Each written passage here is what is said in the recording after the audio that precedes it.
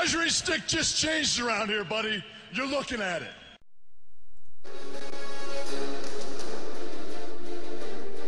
You are now listening to the Outsiders Podcast, the most exciting and hard-hitting show on the net.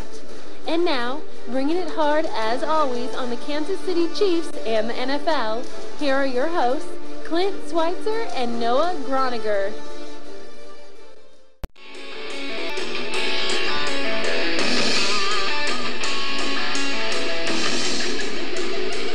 And welcome everyone to the Outsiders Podcast, live before your naked steaming eyes and talking all things Kansas City Chiefs NFL Draft. You've got it all right here because we've got two Chiefs draft picks coming up on the show for you. Sixth rounder, Eric Kush, and our other sixth rounder, Braden Wilson. Coming up, we're going to ask them about what it's like, being new members of the Kansas City Chiefs and what their prospects are heading forward. Also, ESPN senior writer Jeffri Chadiha coming on to talk a little more in depth about this draft, maybe for the Chiefs and the NFL in general. Yeah, we met him at the 2013 Kansas City Chiefs draft party. We went out, sought him out, gave him one of our cards, and he's coming on. Boy, that's all it takes these days. You just run into someone, you recognize them, and they're coming on the show because as much as we like to think so, Jeffri might be out there right now thinking, hey, those guys might be good at what they do. Maybe. He might think that now, but wait till we have him on. He is great. We know that at least. Yeah, we've seen him on ESPN First Take. He's a regular contributor on E60. He's going to be great to have on. We always know that he'll do his job, but we do ours. Of course, he wrote an article following the draft praising the pick of Eric Fisher, and of course, that's what the Chiefs went with. They got their big tackle, 6'7", 300-plus pound Eric Fisher out of Central Michigan. Becomes the number one pick overall. The Chiefs dropped the hammer on Eric Fisher. Sounds like he might be a right tackle because now the deal is off for Brandon Albert going to the Miami Dolphins. They're working on a long-term deal. So Brandon Albert will be our left tackle. If we get that long-term deal done, Eric Kush, right tackle. Really confused on this whole Albert thing. Of course, the rumors leading up to the draft was that it was a given, that Brandon Albert would be traded for probably the 54th pick for the Miami Dolphins. It didn't happen. Why didn't it happen? I actually heard on the path to the draft on NFL Network that the Chiefs were wanting a second-round pick, and some people thought we wanted the 42nd, but the Dolphins would only give us the 54th. NFL Network analyst said that he actually heard that the Dolphins were only willing to give us a third-round pick, and we wanted at least a second, and so that's why it didn't fly. Well, and I can see the Chiefs not pulling the trigger for something like that. And if they do get a long-term deal worked out with Albert, again, you might look back and say, okay, well, we spent the number one overall pick on a right tackle, which looks like maybe we've done. But the offensive line is certainly better, today than it was, a month ago. And the draft, I got to say, everybody knows that if has ever listened to one of our podcasts that we are all about this, organization, acquiring a franchise quarterback. That didn't happen. Another draft goes by. Obviously, the quarterback situation, it freaked me out in this draft. We had E.J. Manuel, the first one off the board, and then not another one taken until the second round. Geno Smith goes to the Jets. Maybe the media was banging the drum on this. They said there was no quarterbacks. Is that apparently the case? Maybe so, but hey, we got Tyler Bray as an undrafted free agent, so maybe he can become something. That's what we hope. He's got a big, strong arm. He kind of reminds me of Jay Cutler. Needs to work on his footwork. Believes in his arm too much that he can put a ball in any tight window that's out there. So work on the footwork, get his leadership and his mind right. He's been a little immature in the past. Was arrested for some stuff, but he said he's matured and better, so hopefully he can get that right. Of course, the Chiefs did not have a second-round pick, but in the third round we had two, and of course, this Kelsey kid, the tight end from Cincinnati, comes off the board, and then Niall Davis. The tight end situation, the Chiefs signed Anthony Fasano in the offseason to a long-term deal. They have Anthony Moyaki on the roster. Did this kind of come out of left field for you? It definitely did. I was not thinking that we were in the market for a tight end. This tells you that maybe Andy Reid and John Dorsey are maybe expecting an injury out of Tony Moyaki, or maybe they're just done with Tony Moyaki and he's going to be a cap casualty here pretty soon. But it remains to be seen. I'd like to give Tony Moyaki another chance, one more season. If he has another significant injury, then I'd let him go, but I'd see what we can get out of him. And, we're talking about Niall Davis, a guy that had a tremendous sophomore season at Arkansas, then was dinged up in 2011, and this year the Razorbacks just were not a very good team. They had no coach. It was a disaster. What do you see out of this pick? Is there value there for getting Davis in the third? Looks like it's a boom or bust pick. If he's back from the injury, I think he maybe broke his ankle twice, but he's come back from that in 2012. He averaged about 4 yards a carry.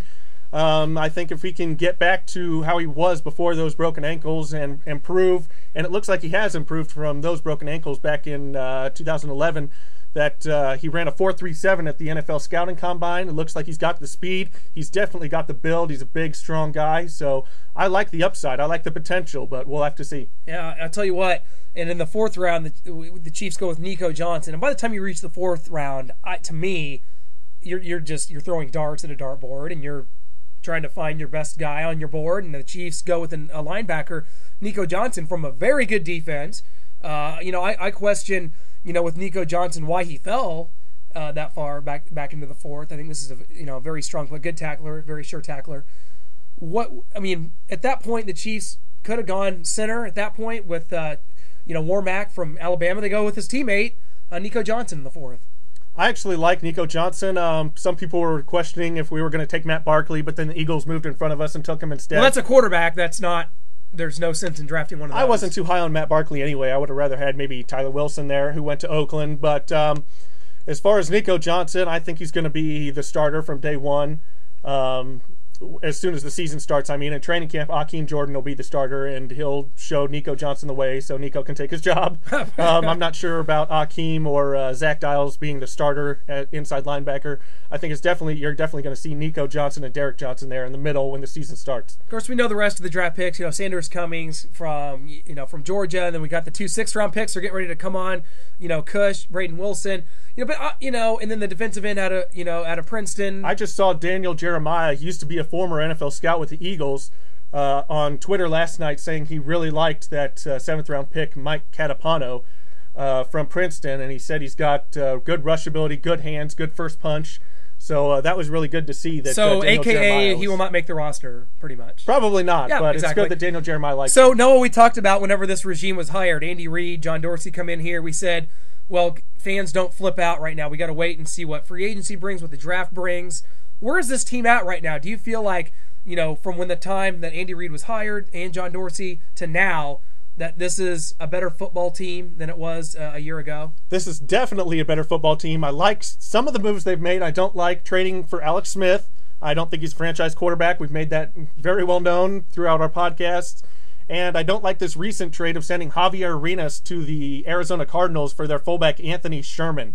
I don't get that. I thought maybe if some picks were involved that we could have gotten extra, but straight up Arenas for a fullback, I don't get it. No, that definitely came out of left field. Of course, Chiefs will release quarterback Alex Tanney and another fullback Patrick DeMarco, linebacker Corey Greenwood, who was a great special teamer for us, and our center Brian Madison. So that's good news for our up-and-coming guest Eric Kush, that he won't have to deal with getting through Brian Madison and Rodney Hudson. Looks like he could be our significant backup at the center position going into 2013. My gosh, Noah, you're better at this transition thing than anyone will ever give you credit for, because on the line we do have Eric Kush, 6th-round pick out of California, PA.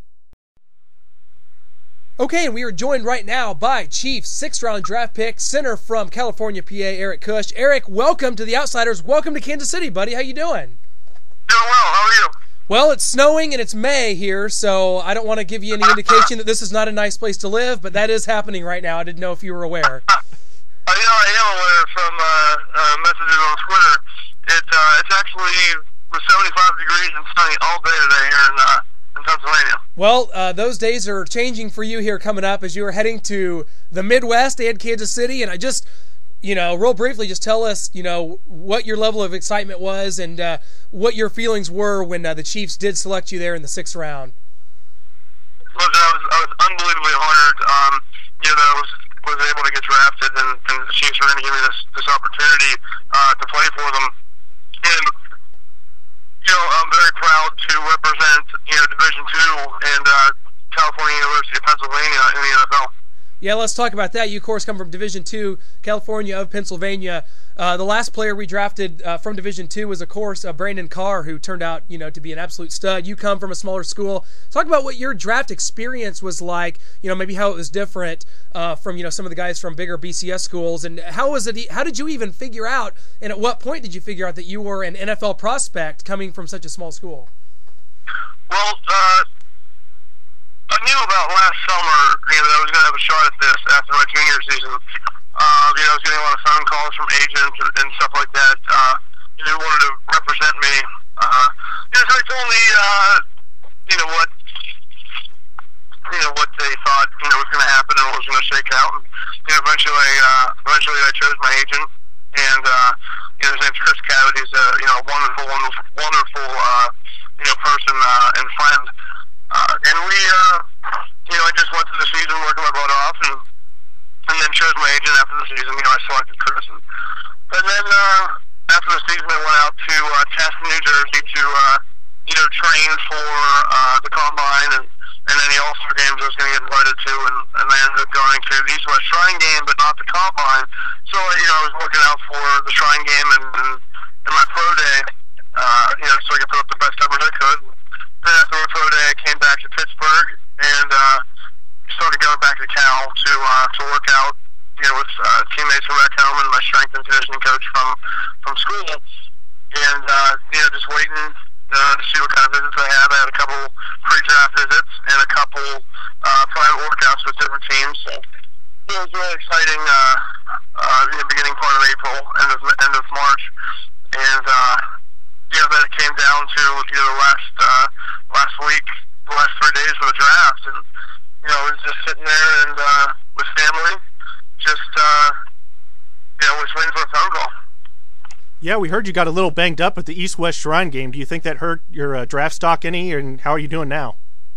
No, I don't, because I sprained my ankle the first day of full pads in the Shrine game. I stepped in a hole during one-on-one drills and twisted my ankle.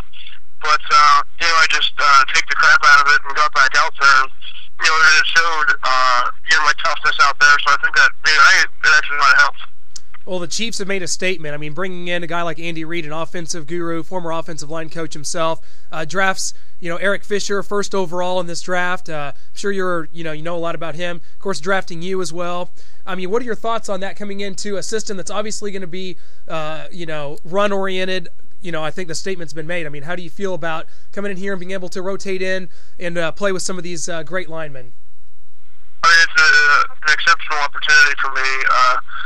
And the memories I'll be able to make, playing with great players, and I'm just excited for this opportunity to play. So, we'll see what happens when we get out there for rookie minicamp.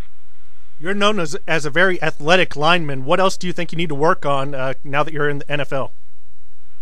Well, I need to continue to get better in everything. The competition level is certainly up, so I'm just going to work on getting better in everything, in every phase of my game.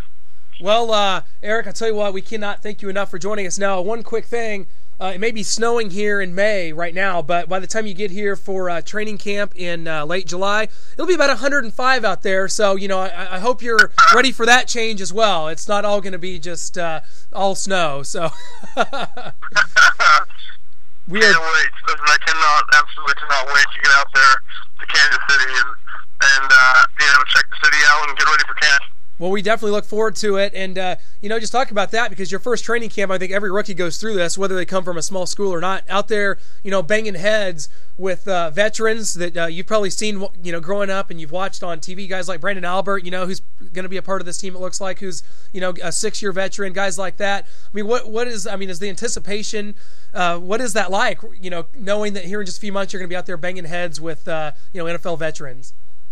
The feeling still kind of sinking in that I'm going to be playing with guys that I've watched growing up and guys that I've admired. I was in high school and college and stuff, and it's just going to be a fantastic experience.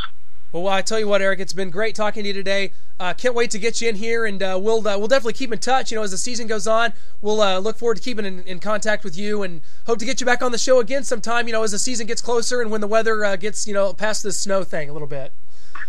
Absolutely. All right, man. We'll keep in touch. Thanks a lot, Eric. All right, guys. Talk to you soon. All right, take care. Thanks a lot, Eric, for taking the time to join us. Sounds like he's ready to get in here and start cracking some skulls out there.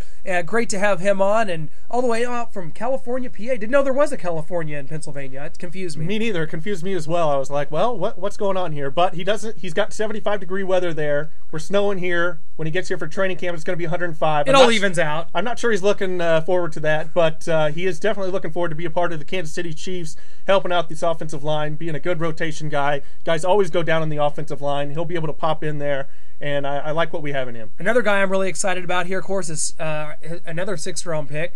Braden Wilson out of Kansas State. Played in a great offense there. Colin Klein, John Hubert, that was a wonderful rushing attack they had, and he led the way. And in fact, we got him online. We're going to bring him on, and here is Braden Wilson. Okay, we are joined now by our other 6th-round pick. We just had, of course, Eric Kush, 6th-round pick out of California, PA, but now our other 6th-round pick, Braden Wilson, fullback out of Kansas State. Braden, welcome to the Chiefs. You didn't have to come too far, buddy. How's it going? I'm doing pretty good. I'm happy with my situation. Like you said, I didn't have to come very far. I can stay right here at home. Yeah, take us through your draft day experience. You go in the 6th round to Kansas City. What going into the draft? What were your prospects as far as whether you'd be drafted or maybe signed somewhere as a undrafted free agent? I knew there was a chance that I would be drafted late rounds, but I walked in just kind of expecting that I was going to be a free agent, and if I did get drafted, then that was awesome, which did happen, and it was awesome. It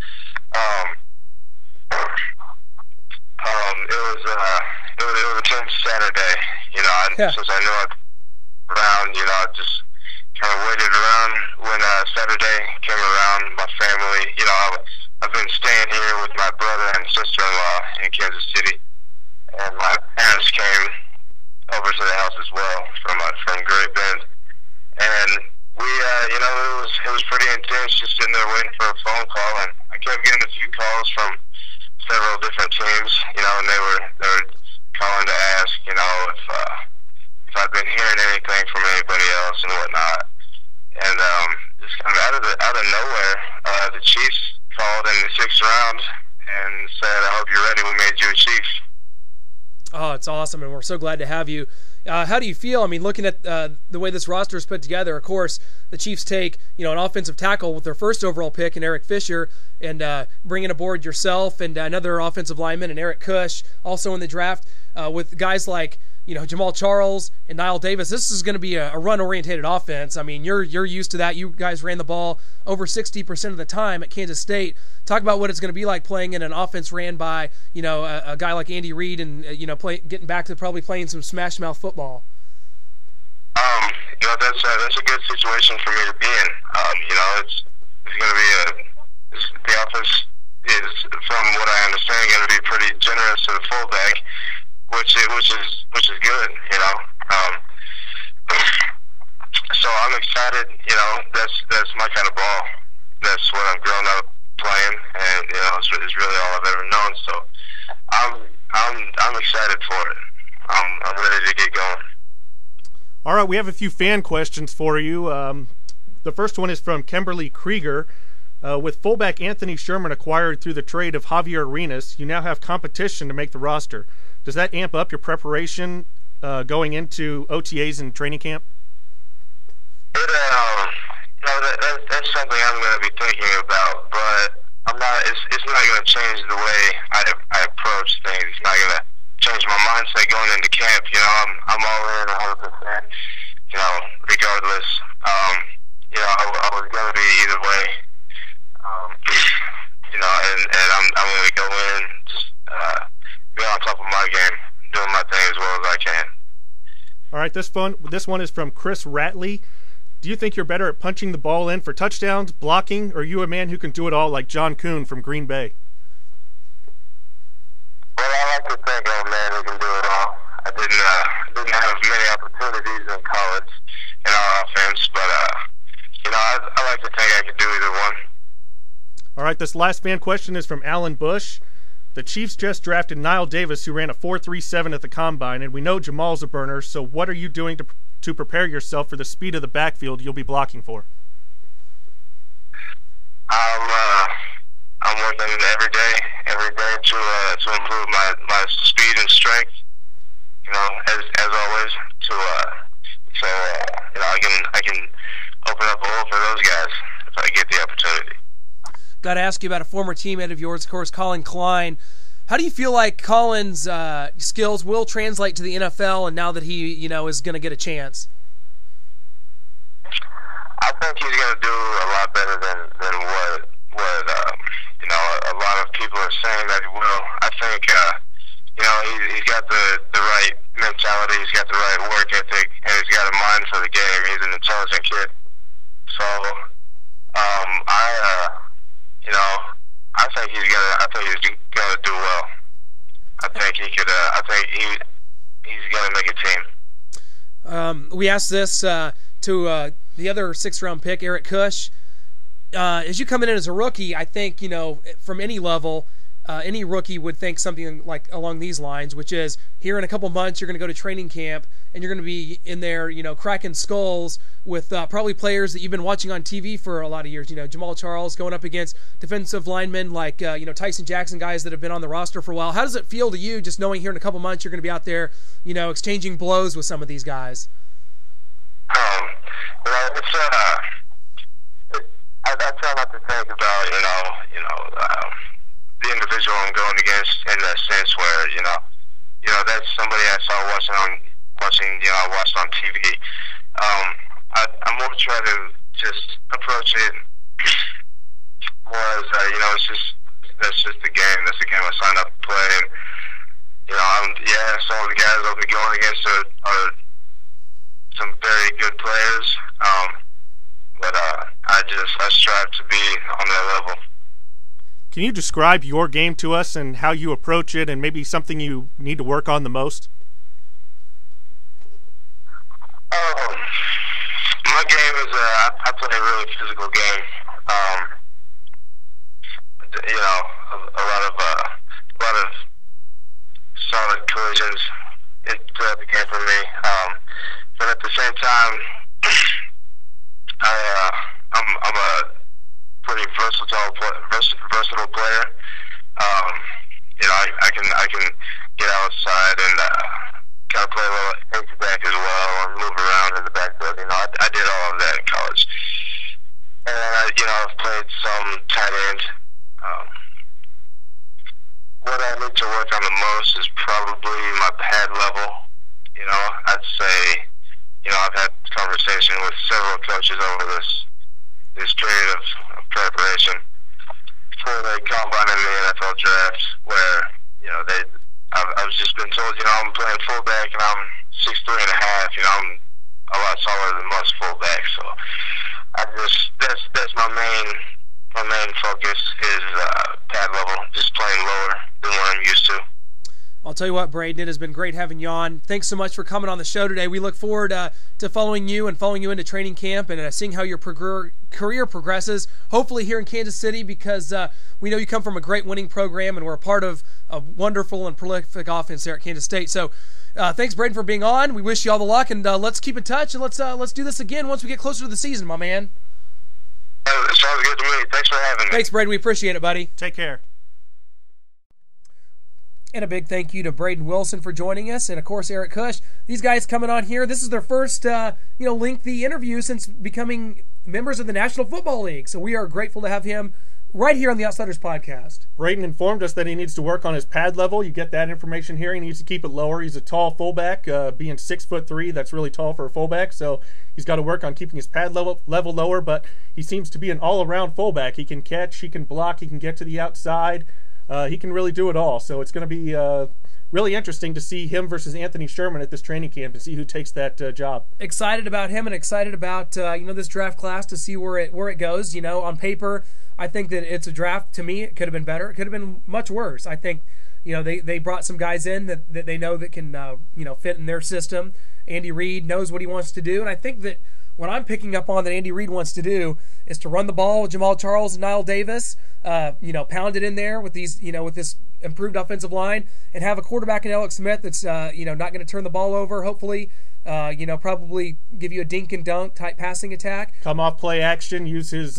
He's got some speed. He's versatile, so he can come off the play action, get turned around quick, and find one of those 3 tight ends that we have: Moiaki, Kelsey, or Fasano. We're going to ask Jeff Chadiha about this coming up here. Of course, he is from ESPN, and we're going to ask him, about the Chiefs draft in general and what he thinks that the ultimate plan for Andy Reid and John Dorsey is building this franchise. Going forward, it's going to be interesting because we have what we think is going to happen.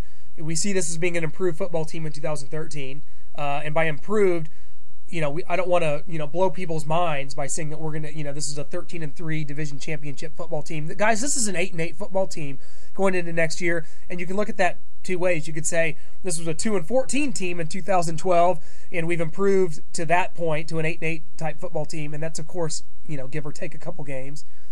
Or you could look at it and say, going 8-8 in this league can actually hurt you if you do that year after year. So we'll see. And especially with the quarterback class coming out next year, Teddy Bridgewater, Aaron Murray, Johnny Manziel.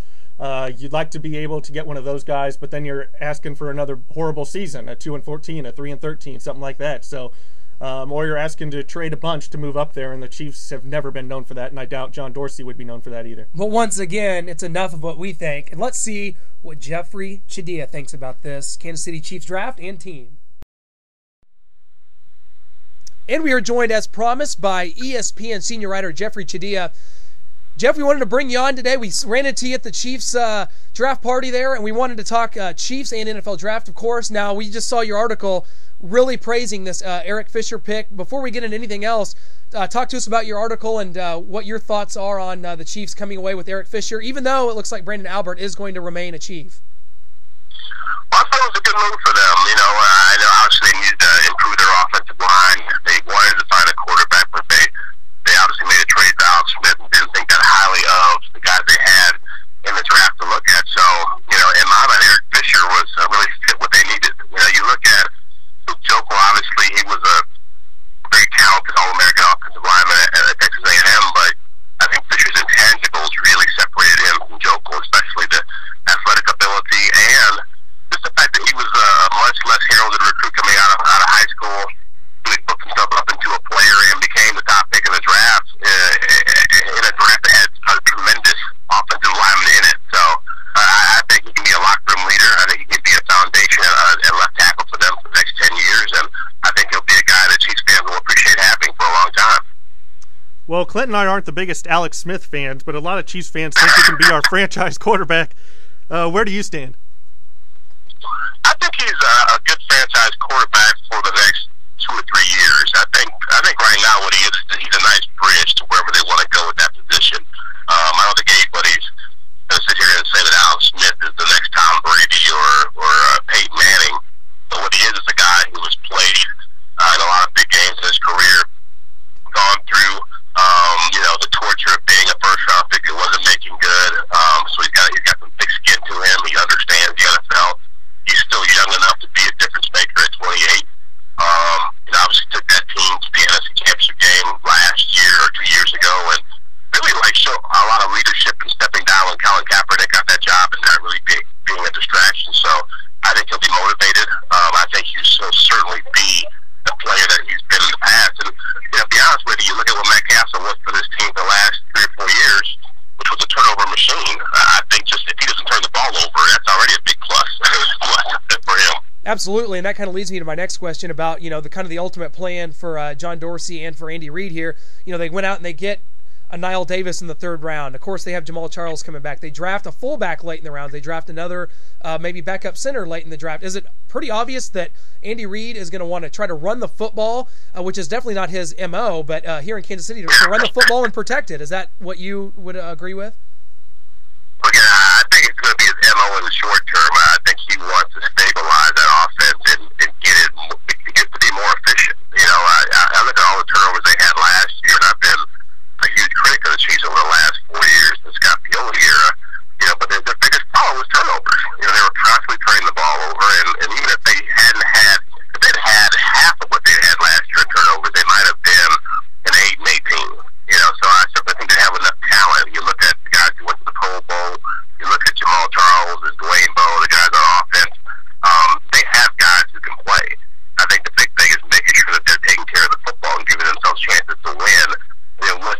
out well, then you begin to add more difference makers, and you become a more bona fide playoff contender. Well, we were all pretty shocked yesterday when it came down that John Dorsey had traded Javier Arenas to the Cardinals for a fullback, Anthony Sherman, straight up, no extra picks or anything. Can you make sense of that? I don't like the compensation just because you can always find a fullback. Yeah. They're hard to get in today's world. But I do think they were looking at Javier Arenas as a guy who was probably the odd man out in their secondary. They added Sean Smith. They obviously brought in Dante Robinson from Atlanta, in free agency. They've got Brandon Flowers still back there. I don't see where he fits in terms of what they probably have to pay him, because he's probably getting close to the end of his contract, and instead of dealing with a guy and trying to figure out how you want to make it fit into your salary cap, I mean, he would have demanded major money, but I just think it was clear he was going to be their fourth corner, and if that was going to be the case, probably best to get rid of him now and get something for him then in the long run. As we look at the rest of the AFC West, do you have a timetable as far as when would you expect a team like the Chiefs to compete for this division? I mean, obviously, as long as Peyton Manning's in Denver, it's going to be hard to do that. But assessing what the other three teams did in the offseason and the draft, where do you think the Chiefs stand right now? I think they're the second best team in the division. I think they've made that big a stride. They've made that big of strides in the offseason with what they've done through free agency and the draft. It's a pretty down division right now. I think San Diego is going through a transition. Oakland, they really hasn't been able to get over that hump for a long time. Denver is pretty good right now, including the Classics division and probably the AFC with Peyton Manning there. But I honestly don't think he's going to play more than 1 or 2 more years. I just don't think his body can take the pounding, and I think that over time, I think he's going to get tired of just staying in the game. I don't see him being a guy that being out there at 41, 42 trying to still get it done. So I think, again, like you talk about Al Smith, that move, if they're able to get a couple years out of him, identify a quarterback in the future, and then have that guy ready to play in 2 years with the team they have right now, with most of their difference makers still being, in their primes, I think they'll be in pretty good shape to compete about that time. Jeff, we saw kind of a conundrum this year with the NFL draft with regards to quarterbacks. It was obvious there wasn't anyone standing out. The media made that perfectly clear as the season progressed last year. And then we get to the NFL draft, and it played out just like that. We didn't see a guy go off the board until E.J. Manuel to Buffalo, and then not again until Geno Smith to the New York Jets. Do you believe that there is going to be a quarterback that comes from this draft that is going to be a legitimate franchise guy, or do you think this was just a down year and that these guys will all fade into obscurity? I think there'll be a guy, show up. I think what's happening, first of all, I think there's, you look at Teddy Bridgewater from Louisville. There's a kid at San Jose State that I know, Terry Shea, who was an ex-Chiefs quarterback coach who's trained Robert Griffin III and Sam Bradford and Matthew Stafford. He's already trying to work with this guy. So I think he's those two guys are going to be at the top of the list next year. If Johnny Manziel's in the draft, he's going to be certainly a wild card as well. But I think what you're seeing happening now is the quarterback position is changing so much that teams are becoming pickier about what they take. They're saying, okay, this guy's got great measurables and he throws the ball well and he looks the part, but is he really a difference maker? Is he really a guy who, when the play breaks down, can make things happen? Is he the kind of guy who can walk into a locker room and immediately, get people to follow him? I think those intangibles mean way more now to teams than they ever did, because you're seeing just this such a variety of quarterbacks coming out of college. That you look at the Matt Barkleys and the Landry Joneses and the Tyler Brays, the Tyler Wilsons, all these guys that came out this year, those guys are all like traditional pocket passers, but 10 years ago they would have been like top 5, top 10 picks. But because the NFL is the way it is now, where mobility and, again, the instinctiveness and second reaction skills are at a premium, everybody wants quarterbacks who can do those kinds of things, because that's the future of the position. Well, the problem with not taking a quarterback this year is next year the Chiefs may go 8-8, 9-7, and it's hard to move up to get one of those good quarterbacks next year. So our last-ditch hopes kind of remain with Tyler Bray. I want to know what you think of him. I don't know that much about him, except that he really dropped in the draft and probably made a huge mistake coming out, because whatever he was hoping to do, it didn't happen. A lot of questions about his maturity issues, and I think that probably was the biggest reason he didn't get taken.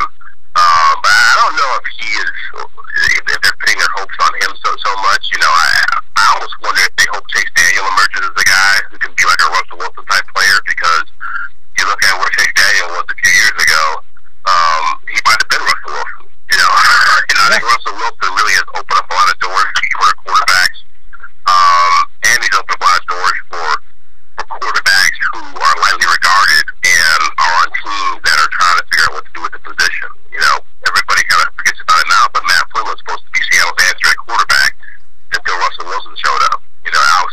year, he's got 1 year left on his contract at $8 million a year, which is a pretty good deal for the Chiefs. But I'm sure if Chase Daniel shows something in the preseason or throughout training camp, it wouldn't surprise me if he was the starting quarterback next year. Again, I think team is just trying to figure out how best to answer that position with what they have to work with. Well, with the Chiefs drafting Travis Kelce, the tight end out of Cincinnati, do you see this as the end for Tony Moeaki, or do they give him one more chance to see if he can stay healthy without a significant injury? I think they'll give him an opportunity. Two tight end offenses are really in vogue right now, and certainly if he and Kelce can be the kind of tandem, they won't be the same thing as Rob Gronkowski and Aaron Hernandez has been in Kansas City and New England, but they can give them that dimension. It's going to open up some things for the Chiefs. The beauty of having two tight ends who can run and block and catch passes is that it really forces the team to stay in their base defenses. It really allows you to have a lot more unpredictability in your offense as far as when you're going to run or when you're going to throw. And I think offensive coordinators are going to like that option going forward. So I certainly think he'll get a chance to see if he fits into that. But if he's hurt or inconsistent, I think he'll be gone next year, and somebody else will take that spot. Guys, we're talking to Jeffri Chadiha from ESPN. Jeff, I guess we'd be remiss if we didn't ask you about this guy. Of course, you're a Michigan guy. Denard Robinson goes to the Jacksonville Jaguars. Talk about how his skills do you think will complement themselves in the NFL level, or is this going to be a guy that's maybe going to have a while to try to find himself and find a position? I really see him as an Antoine Randall type player for them. Ironically, he goes to the team that is in Tim Tebow's hometown, and Tim Tebow is having a hard time changing positions himself. But he's a very explosive player. Obviously, he's got 4.3 speed with a very dynamic playmaker in college. I think he's a smart guy. He'll find a way to be a slot guy, to be sort of like a wild card type player, a wildcat type option on offense. He's a good enough passer where he can do those kind of things. I think it'll be good for them because, again, you look at the way offenses are going and the way the spread is becoming a bigger and bigger part of the NFL. If you have guys who can run and can improvise and can offer up and give different looks to the defense, you're doing pretty well for yourself. I'll tell you what, Jeff, we can't thank you enough for coming on today. I tell everybody to go check your stuff out at ESPN.com, but they already do it anyway. We know you're the best in the business. I'll tell you what, we had your stuff linked on our webpage from the Eric Fisher article. Very good stuff. As always, we appreciate you every time we see you on First Take or E60. Great stuff. And we will definitely plan on keeping in touch as we get closer to the season. Of course, we're in Kansas City right now. It is snowing in May. Hopefully next time we talk to you, we have a little bit better weather, a little more football-ready weather. So we hope you enjoy the summer. We will be in contact. Jeff, we can't thank you enough, man. We appreciate it. No problem, guys. Call anytime. Love to do it again. Awesome. Appreciate it a lot. We'll talk to you. Take care. Okay, take care. Bye. Awesome to hear from Jeffri Chadiha. Just absolutely one of the best in the business. I know I kidded him, there. But, I mean, seriously, his work for ESPN.com, E60, and ESPN First Take, great stuff. Great guy. Oh, definitely. We're definitely going to call on him again. He said he'd love to come on the Outsiders podcast, so I guess we did our job, actually. Yes! We knew he was going to do his part. We did ours. We definitely have to thank Eric Kush and Braden Wilson for being on. Can't thank them enough. New Chiefs, new fullback Braden Wilson, new center Eric Kush. Can't thank them enough. Going to see them at training camp. It's going to be a great time. Hey, we're moving in a new direction. We are getting things figured out here, getting to know this new regime, getting to know this new roster, because, boy, they are throwing some numbers at this roster. It's going to be a lot of turnover. I think a lot of guys are going to get cut in training camp that you're going to sit there and go, what? How did that happen? How did that guy get cut? Well, they've signed a lot of players. They've drafted. They've got the draft under the belt. They're ready to go. I believe Adam Teicher said we have about 45 new players on this roster already out of 90, so that's going to be interesting. Hey, we will look forward to catching up with you guys again. As always, catch up with us on all of our social media outlets, Facebook, Twitter. Just search for The Outsiders Podcast. It'll pop up on Google. Don't miss our website, theoutsiderspodcast.weebly.com. Love to hear what you guys think, man. We appreciate the fan questions. Keep Kimberly them coming. Krieger, Chris Ratley, Alan Bush. Can't thank you three enough for giving the fan questions. Let's get some more of you on board. Keep the fan questions coming. Appreciate all you guys. We'll catch you next time here on The Outsiders Podcast. Klutz Weiss and Noah Groniger. We're out.